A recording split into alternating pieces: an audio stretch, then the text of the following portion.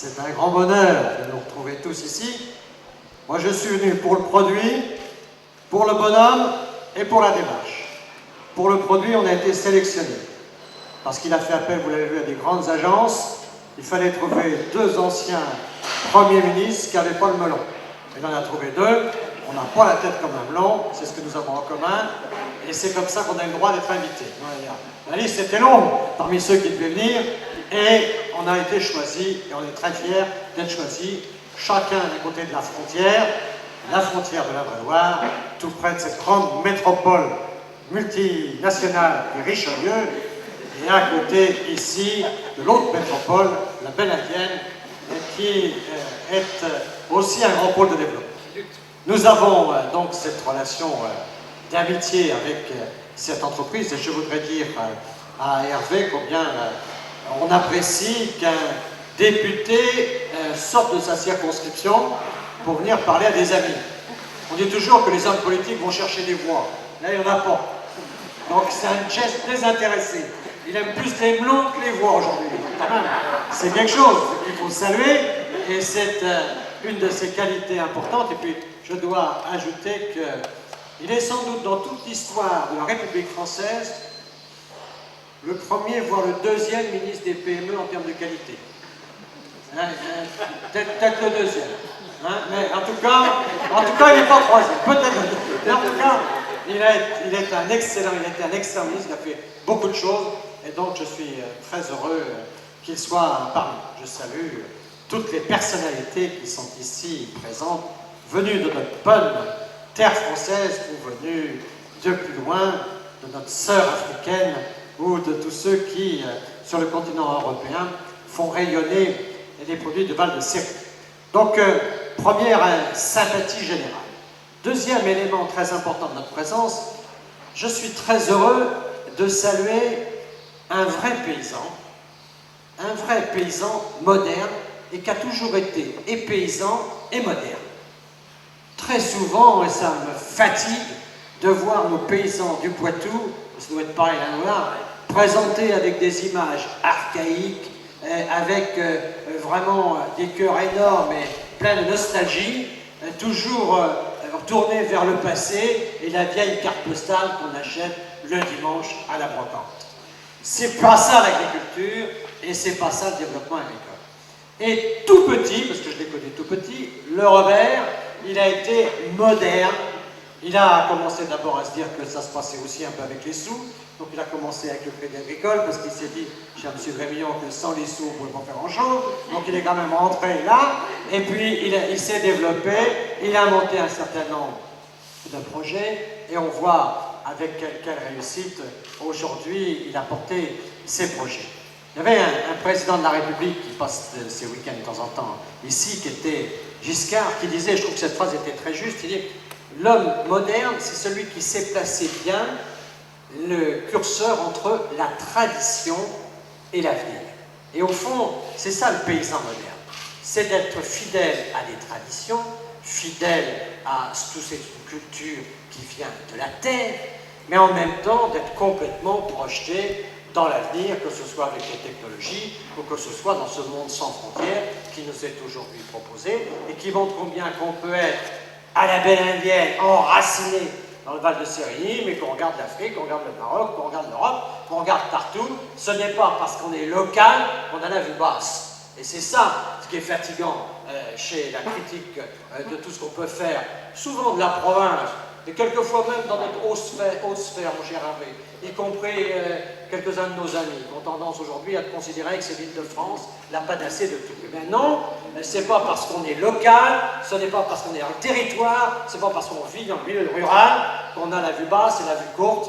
Et Robert est cet homme qui est à la fois moderne et fidèle à cette tradition que je voudrais honorer, parce que tu sais, c'est vraiment cette clé de la vie et de la réussite que de savoir ce que l'on doit à la tradition, parce que sans tradition et sans racines, on est perdu, mais sans regard d'avenir et sans perspective, on est aussi perdu. Donc il faut trouver la place. Tu as su trouver toi-même, avec ta famille, cette cicatrice de l'histoire, disait Malraux, qui fait que tu es un homme d'équilibre dans ton siècle, dans ton temps, et je voulais vraiment dire mon admiration personnelle parce que je l'ai vu évoluer sur tous les dossiers qu'on a eus, et Dieu sait s'il y a eu des dossiers qui étaient des dossiers difficiles dans ce monde agricole, qui est quand même un des mondes de production qui a le plus bougé, qui s'est le plus modernisé et qui au fond est souvent caricaturé comme un secteur du passé et qui est le secteur sans doute qui a été le plus transformé dans ces dernières années, secteur qui naturellement sait attirer des talents administratifs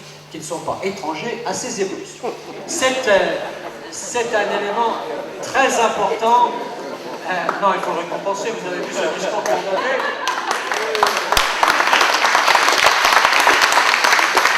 Franchement, si vous trouvez un directeur d'administration qui vous dit autant de choses en aussi peu de temps, vous me le présenterez l'autre.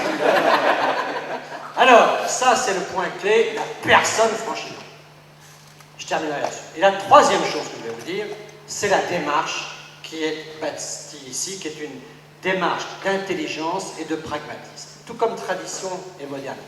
Parce que ce qu'on a entendu sur Demain à Terre, toute cette démarche, c'est au fond une approche très pragmatique, j'ai suivi ça avec intérêt, et qui est à l'opposé de ce qui est en train de nous tuer aujourd'hui, qui est l'idéologie.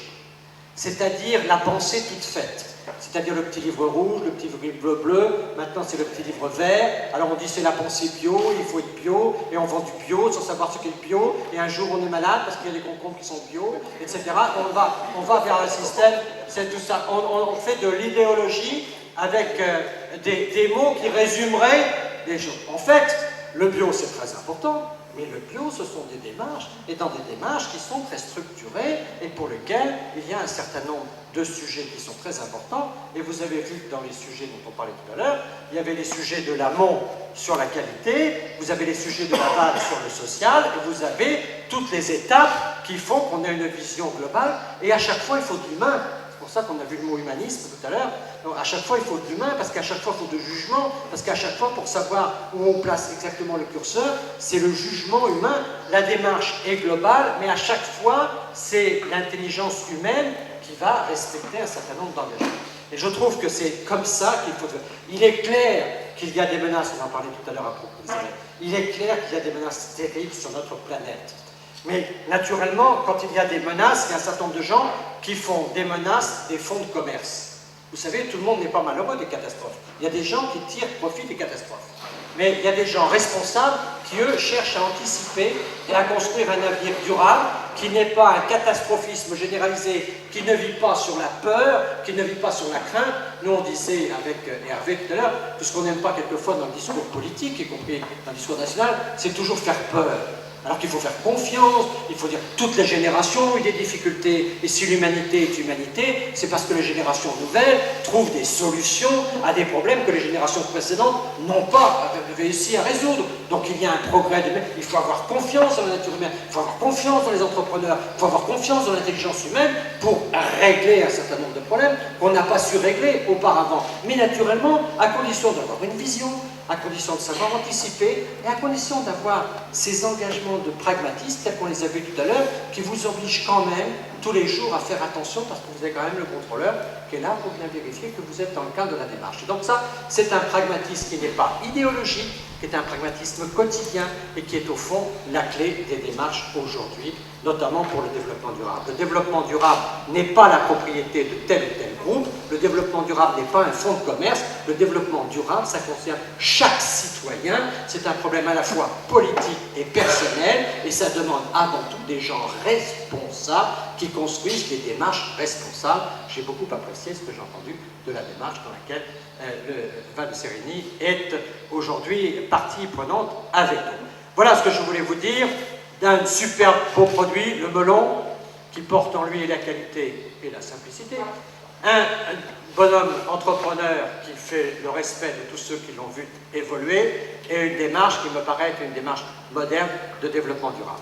Et je voudrais terminer, puisque j'ai eu le bonheur de saluer ton père tout à l'heure, et de saluer aussi Antoine, le petit-fils, de dire qu'au fond, tout ça, il ne faut pas oublier la famille.